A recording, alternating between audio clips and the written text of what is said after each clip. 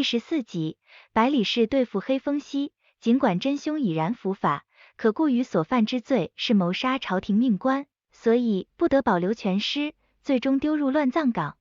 白风息受邀前往蓝云楼，才知此处也是黑风息的产业。至于蓝云楼名字的来源，正是结合风兰溪与溪云二者的名字。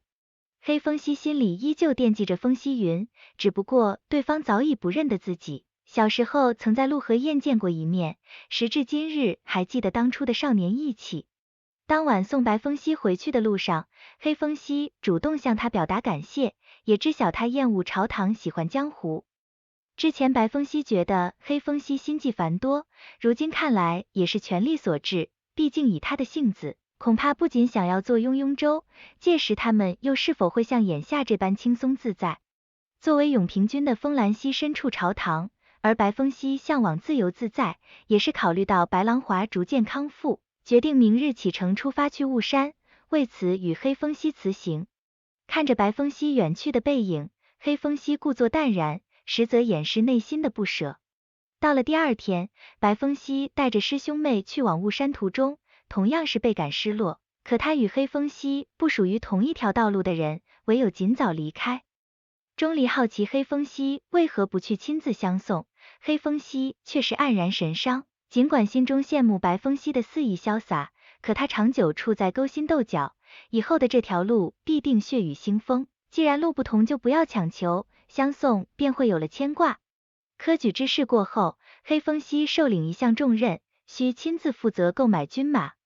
其实黑风息非常清楚雍王的真正用意，所谓军马不过是由头，而他是想利用此事让自己阻挠王相野心，彼此之间互相制衡。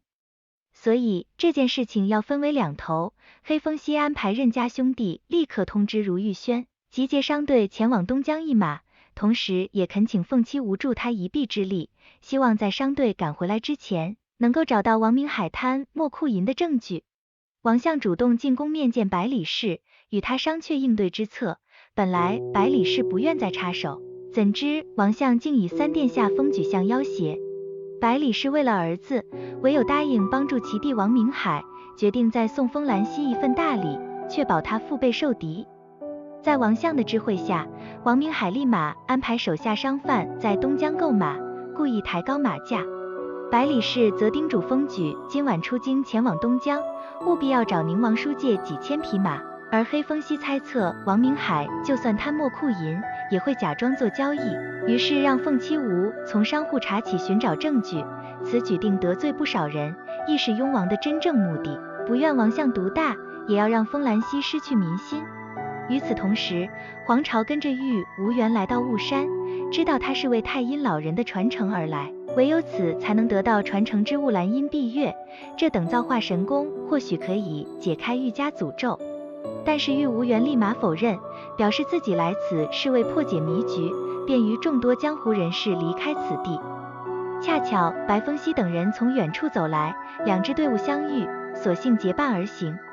怎知雾山内到处透着诡异，枫叶如同利剑般削铁如泥，修九容为救白郎华，不料与他一同坠落山洞。白风息担心二人安危，结果忽然传来太阴老人的声音，声称二人不会有事，催促他们继续闯关。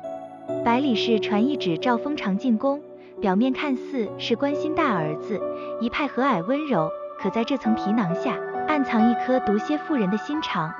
事实上，百里氏从未真正在意过他的长子，所谓要给封常介绍七国公女儿，无非是为有利可图。旁人眼里的母子情深，在封常看来不过是母亲对自己的算计。七国公首长明、平、远3城，向来与风兰溪不和，若是封常迎娶了七国公的女儿，恐怕要与风兰溪水火不容，届时二人都得你死我活，自然由封举坐享渔翁之利。可又碍于百里氏的耳目众多，无奈之下，封常唯有与七国公女儿见面，随后的相处中越发心生厌恶。同样，七成也压根瞧不上封常，羞辱他是宫女生的庶子，怎知百里氏不以为然，逼迫封常必须迎娶七成过分，否则母子情分到此为止。